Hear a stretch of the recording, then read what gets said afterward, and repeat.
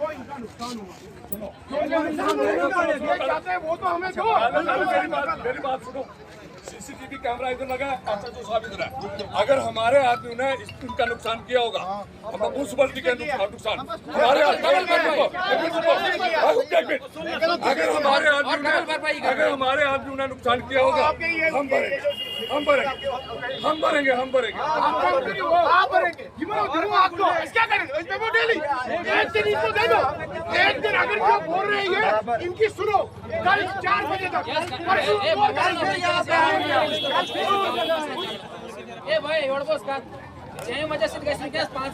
वो बंदे लाए सामने, मैं बताऊंगा कौन कौन है। वो लाए सामने, इधर से बोलने का हमने जगह दिया।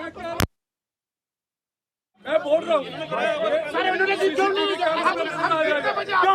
अभी चलो, सीसीटीवी कैमरे में आप देख लो।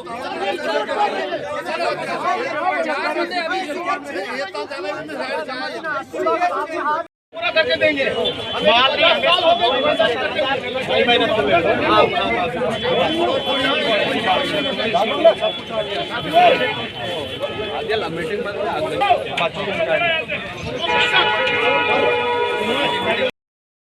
आप जो कह रहे थे अभी, क्या मसला है पूरा, क्या कहें? मसला है, किसी गरीब ने यहाँ फड़ी लगाई, उसने यहाँ पे सब्जी वब्जी बेची, अपना पेट भर रहा है। आप म्यूनसिपल कमेटी वाले आ गए, उन्होंने इसका वो सब कुछ, ये आप देख सकते हैं, कैमरा घुमाइए ज़रा, ये देखिए इसकी दुकान का क्या हशर बनाया है लोगों ने। कैमरा घुमा के आगे आ जाओ, ये देखो अच्छी तरह से। अब ये दादागिरी नहीं है तो और क्या है? ये इसको नोटिस दे के यहाँ से निकाल सकते थे, नोटिस दे के इसको ये निकाल सकते थे, लेकिन ऐसा नहीं ना, ठीक है। अब ये लोग क्या कहते हैं, यहाँ गरीबों लड़कों को काम तो करना है, नौकरियाँ दस्तयाब नहीं है तो कम से कम सब्जी बेच के, फ्रूट बेच के ये काम कर रहे हैं। अपनी चीज़ को कौन फेंकता था? वो आए ज़बरदस्ती, उन्होंने खुद फेंका माल, अब इधर तो पुलिस ने क्या कार्रवाई? पुलिस ने कहा कि हम आपको अपना हक दिलाएंगे, और बाबर साहब थे इधर, उन्होंने फानी साहब आए थे, उन्होंने भी कहा कि हम आपको अपना हक दिलाएंगे। तभी तो हमने इधर, नहीं तो हमने हम रोड हमने सोचा था हम इधर रोड पे ही बैठेंगे, जब तक ना हमारा मसला हल हो जाएगा तब तक हम नहीं उठेंगे। तो अस्सलाम वालेकुम, आदाब नाजरीन, शुभम चैनल डोडा से मैं आपका मेज़बान इदरीस फलाही। विजुअल्स में आपने देखा होगा कि एक हंगामा सा मचा था इस वक्त घाट भरत रोड के दुमेल के कुछ आगे। आप सब लोगों को जानकारी देता चलूं कि तकरीबन आज से 16 दिन पहले की बात है कि एक शख्स टाउन कम्प्लेक्स के एक एरिया में अपनी रेहड़ी लगाता है, जिसमें वो फ्रूट, सब्ज़ी और दीगर चीज़ें रखता है और बेचता है। 12-13 दिन तक उस शख्स को हर एक देखता है, लेकिन उसे कोई मना नहीं करता कि टाउन कम्प्लेक्स की इस बिल्डिंग के नीचे आप रेहड़ी नहीं लगा सकते। 15-16 दिन से पहले, कुछ 2-3 दिन पहले, उसके पास चेयरमैन म्यूनसिपल कमेटी डोडा वेद प्रकाश गुप्ता आते हैं और उनसे ये कहते हैं कि आप जिस जगह पे रेहड़ी लगाए हो यहाँ से इसको उठा देना, लेकिन वो शख्स अपनी रेहड़ी को नहीं उठाता है। बात यही है कि 3 दिन मुकम्मल होते हैं और 16 दिन मुकम्मल होते हैं उसकी रेहड़ी को लगे हुए, वो अपनी रेहड़ी को मना करने के बावजूद भी नहीं उठाता है। म्यूनसिपल कमेटी के चेयरमैन वेद प्रकाश गुप्ता और दीगर जितने भी अमला है वो अपनी टीम भेजते हैं और टीम इन्हें उस हवाले से बताती है कि आपको मना किया गया था, लेकिन आपने फिर से नहीं उठाया। वही शख्स यहाँ पे होता है और म्यूनसिपल कमेटी डोडा की टीम जो है, वो अमला जो है, वो तमाम क्रेट्स जिनमें सब्ज़ी थी, जिनमें मेवे थे, या हर वो चीज़ जो उनके उस रेहड़ी पे बिका करता था, वो जो बेचा करते थे, जिसकी ख़रीदो फ़रोख्त किया करते थे, वो सारा का सारा रोड पे फेंका जाता है। और वो रोड ये है, आप सबको मैं बताना चाहूँगा कि वो रोड ये है, और इस रोड पर जो है वो फेंका जाता है पूरी सब्ज़ी, और इस पर गाड़ियाँ चलती हैं, और गाड़ियाँ चलने की वजह से ये पूरा का पूरा फ्रूट, ये पूरी सब्ज़ियाँ ख़राब हो जाती हैं, और ये कहीं ना कहीं गाड़ियों के जो व्हीलर्स हैं, टायर्स हैं, उसके साथ चिपक करके पूरे शहर में जो है पहुंचाया जाता है। उसको हर सिटी के हर जगह तक इसको पहुंचाया जाता है ताकि पूरा कस्बा गंदा हो सके। सवाल है, इंतज़ामिया ने अगर इस तरीके का ठोस कदम उठाया काबिल तारीफ़ है कि अगर इस तरीके से टाउन में कोई भी कानून की खिलाफ वर्जी करता है, उन तमाम चीज़ों को अपनाने की ज़रूरत है जिससे कि टाउन में हर वो लाकानूनियत ख़त्म हो सके जिसकी वजह से कोई दूसरा लाकानूनियत ना करे और ना उस पर उतर आए। लेकिन सवाल ये भी है कि क्या म्यूनसिपल कमेटी डोडा के अमला ने जो आज कदम उठाया, क्या ये सही था या गलत? आपसे पूछना चाहूँगा, क्या अगर कानून की पासदारी एक रेहड़ी वाले ने नहीं की, तो आपसे पूछना चाहता हूँ, क्या म्यूनसिपल कमेटी डोडा के अमला ने कानून की पासदारी की या उन्होंने अपने हाथ में कानून लिया? और अगर सज़ा है अपने हाथ में कानून लेने वालों पर, तो क्या रेहड़ी वाले पर अगर ये कानून लागू होता है तो म्यूनसिपल कमेटी डोडा के अमला पर यह कानून लागू नहीं होना चाहिए? सवाल है, अगर बात करें कस्बा डोडा की, जिस तरीके से एडमिनिस्ट्रेशन काफ़ी हद तक कोशिश करने लगी कि यहाँ पे ट्रैफिक के जो जाम लगता है उसको हटाने की कोशिश करते हैं, उसे हटाया जाए और यहाँ पे स्मूथली जो है ट्रैफिक को चलने की जो भी ट्रैफिक है वो आराम के साथ, आसानी के साथ चल सके। लेकिन क्या वो चीज़ उसका पालन हो सका? क्या उसमें लोग मुलविस हैं? क्या उसमें इंतज़ामिया ने कानून की पासदारी कराई? अगर कराई भी तो कुछ दिन, और कुछ दिन के बाद फिर से वही सवाल है। अगर रेहड़ी यहाँ पे लग रही है और यहाँ पे ये ख़रीदो फरोख्त कर रहे हैं और इन्हें यहाँ पे फेंका जाता है, लेकिन बात है बस स्टैंड की, जहाँ पे ऑटो रिक्शाज, रेहड़ियाँ और तमाम वो चीज़ें जिन पर बार बार पाबंदियाँ आयद की जाती हैं और उनको वहाँ से हटाया जाता है। यहाँ तक कि कुछ अरसा पहले रेहड़ियों को बस स्टैंड डोडा से पुलडोडा में दरिया में फेंक दिया गया और दरिया के आर पार लगाया गया। लेकिन क्या उसके बावजूद भी बस स्टैंड डोडा खाली हुआ? अगर ज़िम्मेदार रेहड़ी वाला है तो क्या ज़िम्मेदार इंतज़ामिया नहीं है? हर इंसान रोज़ी रोटी कमाता है और अपना घर पालता है। अगर एक एडमिनिस्ट्रेटिव ऑफिस में जाता है, वो किसके लिए जाता है? पैसा कमाने के लिए जाता है। अगर एक चेयरमैन अपनी कुर्सी पे बैठा है, वो किस लिए बैठा है? अपने आप को वेलबींग करने के लिए। और अगर ये रेहड़ी वाला रेहड़ी लगाता है तो ये भी अपना दिन कमाने के लिए रेहड़ी लगाता है। सवाल ये है कि क्या रेहड़ी वालों को ज़िला या कस्बे के अंदर कमाने के लिए, उन्हें अपनी रेहड़ी लगाने के लिए कोई जगह मुंतखब नहीं की जाएगी? उनके लिए कोई ऐसी स्पेसिफिक कोई ख़ास जगह मुंतखब क्यों नहीं की जाती है कि जहाँ पे वो अपनी रेहड़ी लगा सके, जहाँ पे किसी को भी कोई परेशानी ना हो, चाहे वो आम शहरी हो, चाहे वो एडमिनिस्ट्रेटर हो, चाहे वो म्यूनसिपल कमेटी डोडा का अमला हो, चाहे वो ट्रैफिक हो, चाहे कोई भी हो। लेकिन ऐसा क्यों नहीं किया जाता है? सवाल है, अगर डोडा के मुख्तलिफ इलाका जात में इसके अलावा भी रेहड़ियाँ देखने को मिलती हैं, चाहे वो टाक रेजिडेंसी के आसपास का इलाका हो, वहाँ पे भी कुछ रेहड़ियाँ देखने को मिलती हैं, चाहे वो पॉपुलेंट का एरिया हो, उसके आसपास भी देखने को मिल रही हैं, उनको क्यों नहीं उठाया जाता है? अगर उन चीज़ों को देखना है, अगर वाकई म्यूनसिपल कमेटी डोडा एक बेहतरीन कदम उठाने जा रही है, तो उसमें कुछ चुनिंदा लोगों को ही क्यों इस तरीके से नुकसान पहुंचाया जाता है? के लिए कानून बराबर है तो फिर क्यों कुछ ही लोगों पर उस कानून को लागू किया जाता है और कुछ लोगों को छोड़ दिया जाता है? क्यों कुछ लोगों के साथ अकरीबा परवरी और ज़ाती ज़िद और ज़ाती मफादात पर नुकसान पहुंचाया जाता है और फ़ायदा पहुंचाया जाता है? मैं सवाल यही खड़े करना चाहता हूं कि इंतज़ामिया कब तक इन तमाम मामलात को यहाँ से ख़त्म करने की कोशिश करेगी? कब तक यहाँ के रेहड़ी वाले लोग जूझते रहेंगे? कब तक यहाँ के ऑटो रिक्शा वाले लोग जूझते रहेंगे? कब तक यहाँ पे ट्रैफिक का जाम लगता रहेगा? कब तक यहाँ पे एरियाज़ खाली नहीं दिखेंगे? कब तक यहाँ पे मुख्तलिफ मसाइल जो है हल नहीं होंगे? क्या इसके लिए अगर आम लोग ज़िम्मेदार हैं तो क्या इंतज़ामिया के लोग ज़िम्मेदार नहीं हैं? और अगर इंतज़ामिया के लोग ज़िम्मेदार हैं तो क्या आम शहरी ज़िम्मेदार नहीं हैं?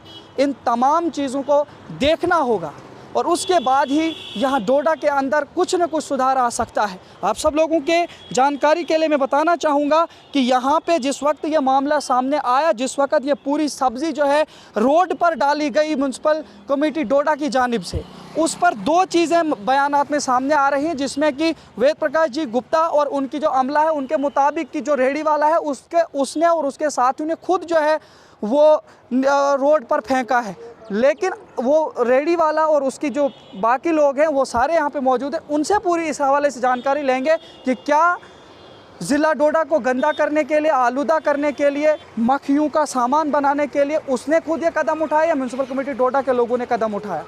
अगर म्यूनसिपल कमेटी डोडा ने अपने हाथ में कानून लिया है इस तरीके से, अगर इस सब्ज़ी को फेंका गया है, अगर इंसान ने गलती की है, इस सब्ज़ी ने कौन सी गलती की थी, इस मेवे ने कौन सी गलती की थी जो अल्लाह ने हम लोगों के लिए खाने के लिए, जो पेट के लिए दिया है, उस चीज़ को हम फेंक रहे हैं। क्या हमें इतना समझ नहीं आता, क्या हमें इतना शऊर नहीं है कि हम फेंक किस चीज़ को रहे हैं, रिज़्क़ को फेंक रहे हैं। और एक इंसान ने गलती की और सज़ा इस सब्ज़ी को दी जा रही है, सज़ा इस मेवे को दिया जा रहा है। क्या यही इंसाफ है? क्या यही कानून हमें सिखाता है? क्या यही कानून है कि आप किसी भी जगह जाए और गुनाह किसी का हो और सज़ा उसके चीज़ों को दिया जाए?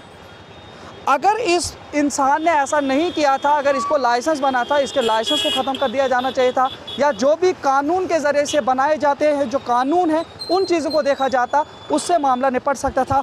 लेकिन क्या ये चीज़, इस चीज़ के ज़रिए से टाउन साफ़ हो सकता है?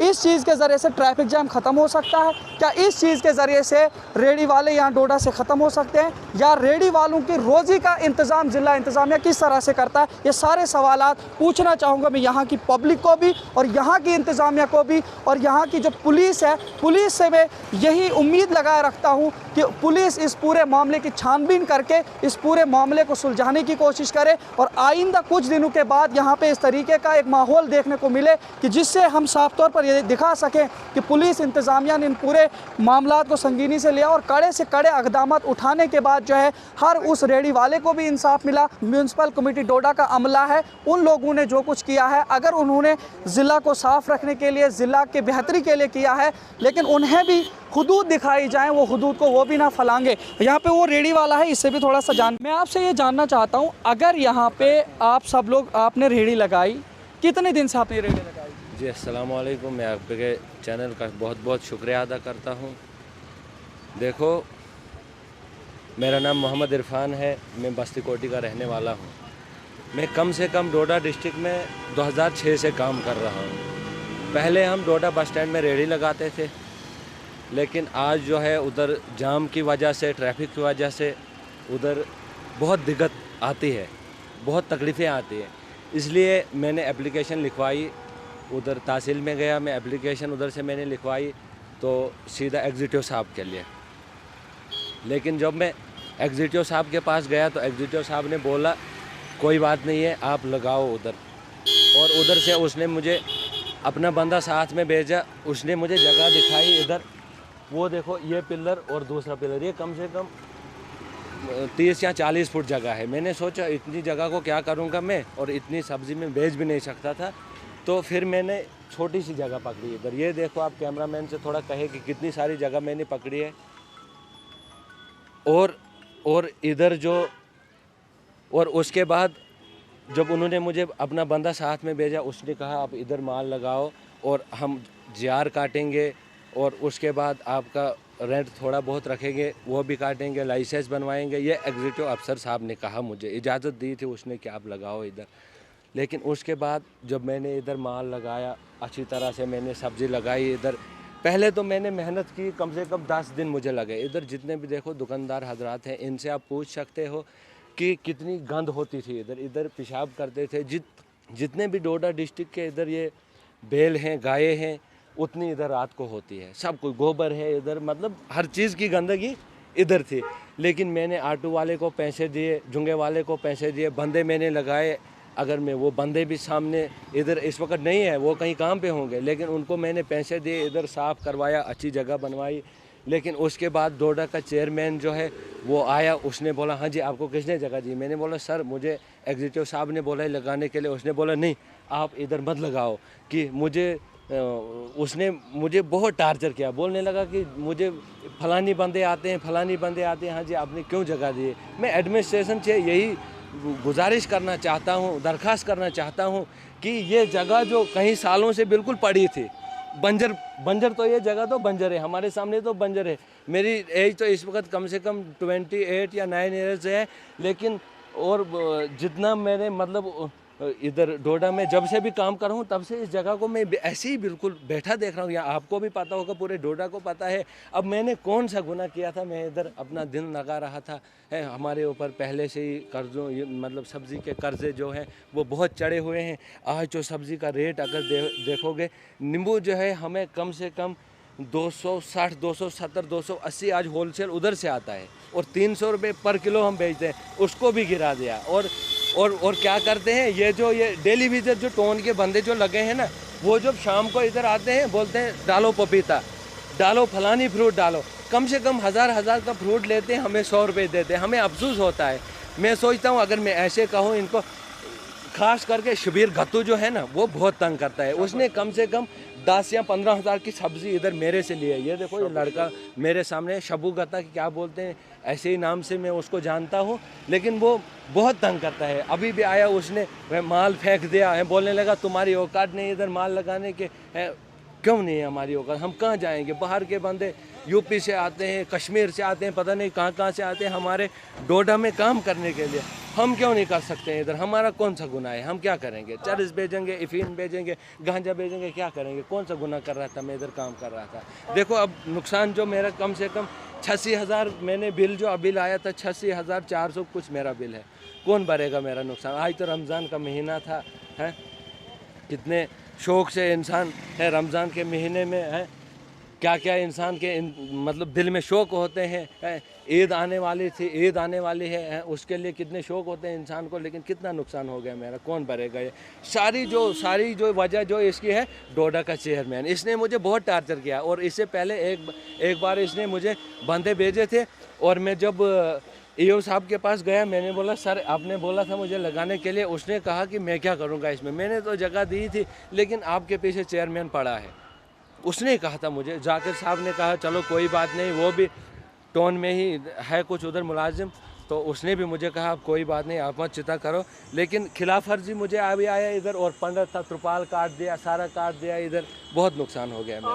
आप मुझे ये बताओ, अगर आपको म्यूनसिपल कमेटी का चेयरमैन मना करता है क्योंकि एक जिम्मेदार है, आप क्यों नहीं माने? जी अब मुझे एग्जीक्यूटिव अफसर ने बोला था, आप लगाओ, मैं आपको लाइसेंस दूंगा, उसके कहने पे लगाया था। आपने उनको ये बात नहीं बोली? मैंने बोला था, उसने माना ही नहीं, उसने बिल्कुल माना ही नहीं। अब फिर सुनने में आया कोई बंदा आया है, कश्मीर से आया है, उसने उनको रेंट ज़्यादा देने के लिए बोला है, शायद उसी के लिए खाली। उससे पहले खाली नहीं था इधर गाड़ियाँ थी, पार्किंग लगती थी, इधर गाय बैल होते थे, सब डोडा वालों के इधर बैल बकरियां होती थी। लेकिन जब मैं इधर आया, जब मुझे 10-15 दिन हो गए, अल्हम्दुलिल्लाह मैं 2 रुपये माल सस्ता बेचता था। अभी जो पुलिस यहाँ पे आई है, और आपने जब अपने इस नुकसान के हवाले से बताया, और ये भी वेद प्रकाश गुप्ता जी ने बताया कि आपने खुद अपना माल फेंका, इसकी पूरी क्या सच्चाई, और पुलिस ने आपको क्या इंसाफ दिया और क्या कहेंगे? नहीं, हमने अपनी चीज़ को कौन फेंकता था? वो आए ज़बरदस्ती, उन्होंने खुद फेंका माल। अब इधर तो पुलिस ने क्या कार्रवाई? पुलिस ने कहा कि हम आपको अपना हक दिलाएंगे, और बाबर साहब थे इधर, उन्होंने फानी साहब आए थे, उन्होंने भी कहा कि हम आपको अपना हक दिलाएंगे, हैं तभी तो हमने इधर, नहीं तो हमने हम रोड हमने सोचा था हम इधर रोड पे ही बैठेंगे, जब तक ना हमारा मसला हल हो जाएगा तब तक हम नहीं उठेंगे। तो टाउन के किसी आदमी ने या उनके किसी ऑफिसर ने इनको कुछ इजाज़त वगैरह दी है जिसकी बिना पर ये यहाँ पे लगा रहे थे, और चेयरमैन ने जो इनको मना किया, उसके बाद यहाँ पे पुलिस आई, पुलिस ने पूरे मामले की छानबीन की है। पुलिस ने अब इस रेडी वाले इरफान को ये बताया है कि उनका जो पूरा जो नुकसान हुआ है उसकी भरपाई करने के लिए पुलिस ने पूरा मामला दर्ज कर लिया है, और पुलिस ने इन्हें यकीन दिलाया है कि वो इनके इस पूरे नुकसान की भरपाई करवा के देंगे। अब यही उम्मीद लगाए रखते हैं कि कब तक पुलिस इनके इस पूरे मामले को छानबीन करके इन तक इनका हक पहुंचाएंगे, ताकि एक गरीब को जो है जिस तरीके से नुकसान हुआ है, तकरीबन इनके मुताबिक 86,000 या समथिंग उतना का नुकसान हुआ है, तो इस पूरी की भरपाई आखिर कौन करेगा? और दूसरी बात यह है कि जो लीगल यहाँ पे काम करने वाले लोग हैं, उन्हें लीगली कहीं न जगह दी जाए, और जो इलीगली काम कर रहे हैं उनको रोक सकते हैं। लेकिन अगर यहाँ पे किसी को भी रोका जाता है जात पात की बुनियाद पर, क्योंकि इनकी बात से कुछ ऐसा लग रहा है कि इन्होंने कहा कि ईओ ने कहा कि चेयरमैन आपके पीछे पड़ा है। क्या है इसकी पूरी वजह, ये मामला फ़िलहाल आप तक पहुंचाता हूं।